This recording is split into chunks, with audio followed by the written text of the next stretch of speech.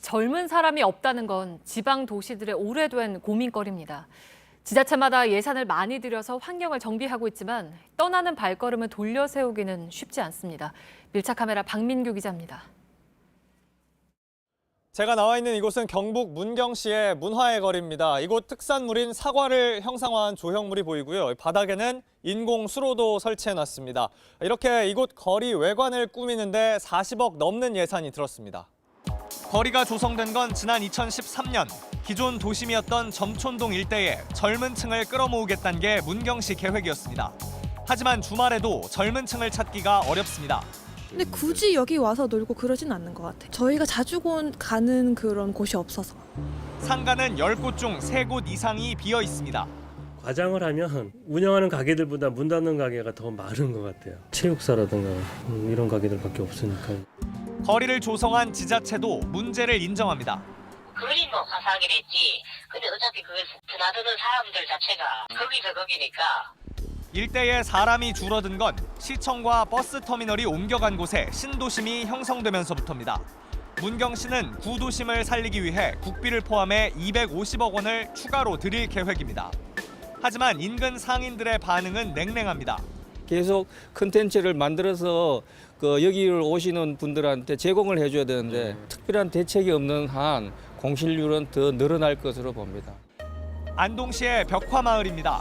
곳곳에 게스트하우스와 공방 등 젊은 층을 위한 가게도 있습니다. 하지만 찾는 사람은 그리 많지 않습니다. 너무 사람이 없잖아요. 그래가지고 여기가 맞나 하고 했는데. 담벼락에 벽화가 그려진 이 집은 지난해까지 공방이었습니다. 1년 정도만 운영하고 다른 곳으로 이전했는데요. 언덕 위에 홀로 떨어져 있다 보니 찾아오기 어려웠기 때문이라고 합니다.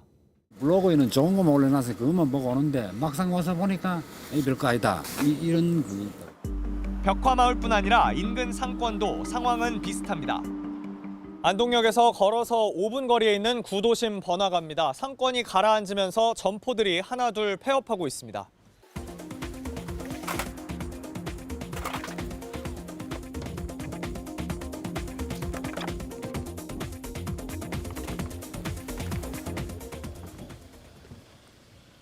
(30m) 정도 걸어왔는데 이 거리에만 문을 닫은 가게가 4개입니다. 이곳에서 50년 이상 있었던 한 서점도 지난해 자리를 옮겼습니다. 매출은 실제로 10%에서 30% 뭐 이렇게 떨어졌는데 그 임대료는 요지부동으로 움직이지 않으니까. 안동시에서 해당 지역을 살리겠다며 투입한 예산은 200억. 하지만 주민들은 물론 지자체에서도 부정적인 반응이 많습니다. 돈만 계속 가본다고 답이 없어요. 또 안 할 수도 없고 이런 사업을.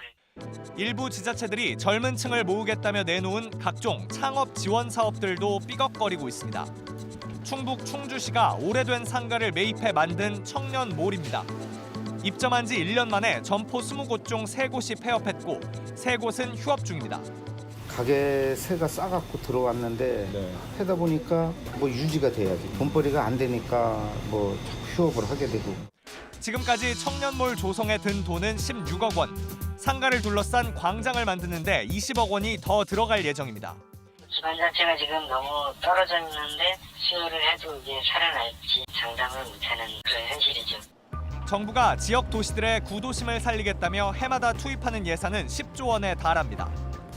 구도심의 낙후된 환경을 개선하는 정책은 지역 균형 발전을 위해 반드시 필요합니다. 하지만 겉보기에만 또 듣기에만 그럴싸한 사업으론 예산 낭비란 지적을 피할 수 없을 겁니다. 밀착 카메라 박민규입니다.